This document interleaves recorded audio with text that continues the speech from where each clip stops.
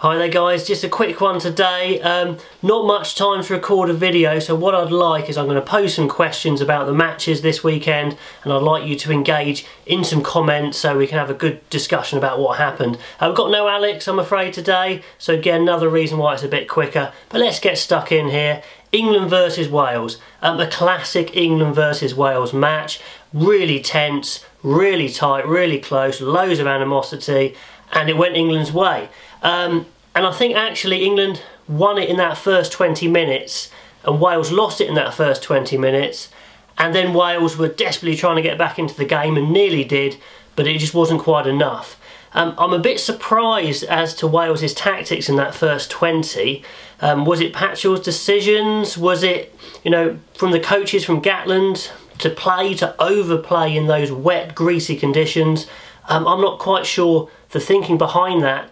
When you're playing a team like England at Twickenham, you want to stay in the game and then gradually wear England down, because England's fitness was going to be worse than the Welsh, because they had a day to a day and a half less recovery time from last week, and it proved so. England were flagging quite a lot in the last 10 minutes. But in that first 20, England kicked the corners, they chip kicked, they bombed with box kicks, a great variety, and it was too much. Two fantastic tries from attacking, kicking, and then Wales just couldn't get back in the match. I mean, England's defence was pretty good, but then when they got tired, Wales's running game took over as the game dried up, as the conditions got better.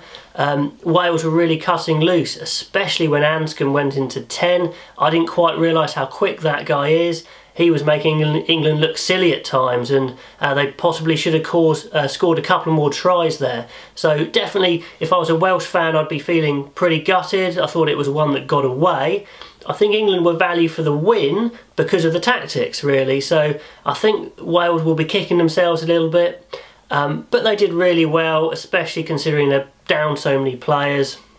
I mean, a couple of issues there. TMO, quick chat about that. Yes, everyone thinks it was a try, me included, but I think the question is also an interesting one from the ref. The ref was asking, is there any reason I cannot award a try? Well, no, sorry, he didn't ask, is there any reason I cannot award a try? He was basically saying, I don't know if it's a try. Is there enough evidence to say it's a try? And the TMO thought there wasn't. If he'd given the try as such and said, is there any evidence I cannot, I think the try would have stood. So that's all I'll say about that one there. Brown had a fantastic game in the air and looked a lot sharper in his running, which is excellent.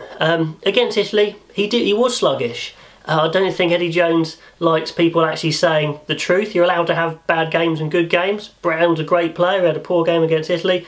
Good game this time. What's wrong with that? Not quite sure why Eddie Jones is getting so chippy about that, but that's how he does stuff. It's good fun.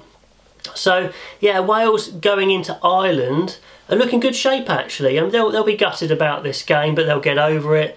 They played well. They just need to get their tactics a bit crisper, a bit better, a bit smarter. When you're going away to Ireland, they don't want to be out of the game as early as they were in this game. Maybe Faletau will be back, maybe Bigger and Halfpenny will be back, or in the mix anyway. So that will be interesting. I mean, Ireland are going to be massive favourites, I think, but Wales going in there with a genuine chance, and England will certainly be hoping that Wales do come away with a victory. The odds will say Ireland though.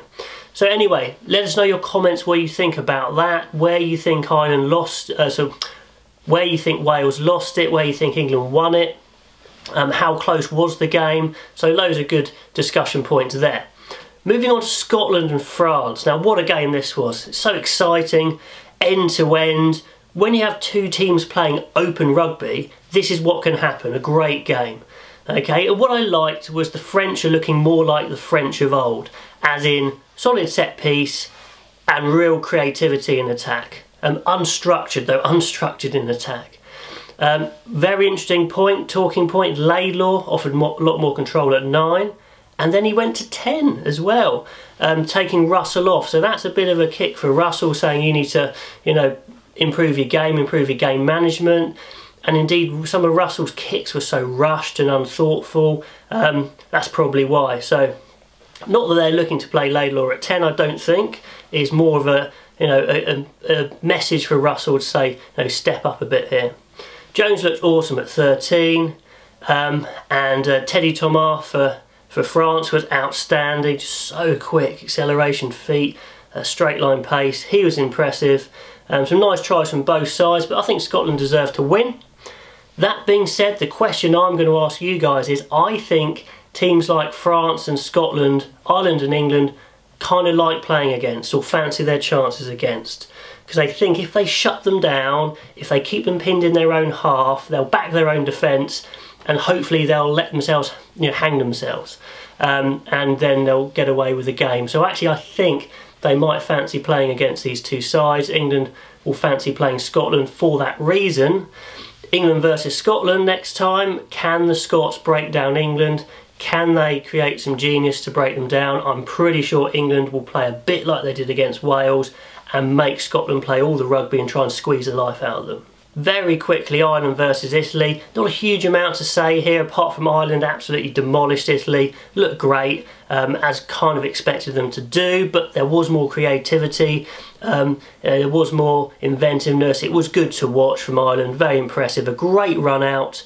For Italy, it's disappointing. This was their toughest fixture, okay, away from home against Ireland, and it proved to be the case. After a short turnaround from England, they didn't have a lot left. Minosi was great, but really they weren't competitive in any area particularly.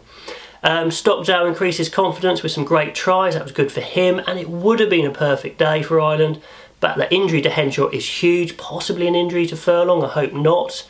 So the question I'm asking you guys is, how do Ireland rearrange their midfield? Does Earls move in, but maybe they don't want to put Lama in straight to start just yet? Which centre would you bring in? I know Alex would say Fergus McFadden. I'm sure he's just joking. But who would you guys just bring in? That would be great to hear. Anyway, those are my thoughts on the 3 games. Hopefully have a longer video after the next round of games in 2 weeks' time. Get involved in the comments. I'll try and reply and get a bit more of a discussion going that way. Until next time, I will see you then.